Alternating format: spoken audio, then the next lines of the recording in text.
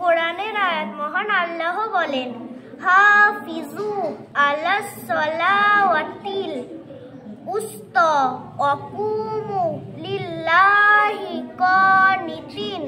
অর্থ, সকল নামাজের বিশেষ করিয়া মধ্যবর্তী নামাজের পাবন্দি করো আর আল্লাহর সামনে বিনয় ও নম্রতার সহিত দাঁড়াইয়া থাকো। সূরা বাকারার আয়াত 238।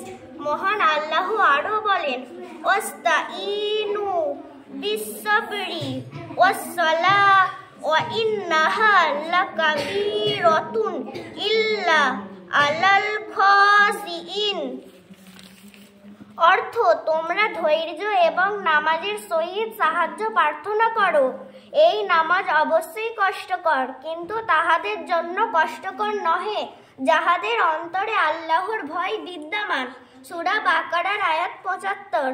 ফায়দা, ধৈর্য অর্থ হইতেছে মানুষ নিজেকে প্রবৃত্তির প্ররোচনা হইতে মুক্ত রাখিয়া দৃঢ়তার সহিত আল্লাহ তাআলার সকল আদেশ নিষেধ পালন করে।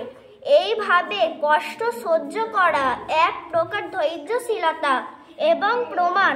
কাশফুর রহমান এই আয়াত দ্বীনের উপর আমল করিবার জন্য ধৈর্য ও নামাজের মাধ্যমে আল্লাহ তাআলার সাহায্য চাওয়ার আদেশ দেওয়া হইয়াছে।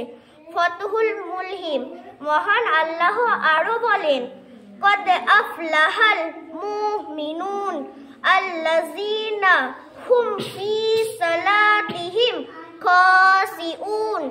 অর্থ, নিশ্চয় সেই সকল মুমিনগণ সফলতা লাভ করিয়াছে যাহারা নিজেদের নামাজে খুশু করে, অর্থাৎ বিনয় ও নম্রতার পরিচয় দেয়। সূরা মুমিনুন আয়াত 1 বা 2।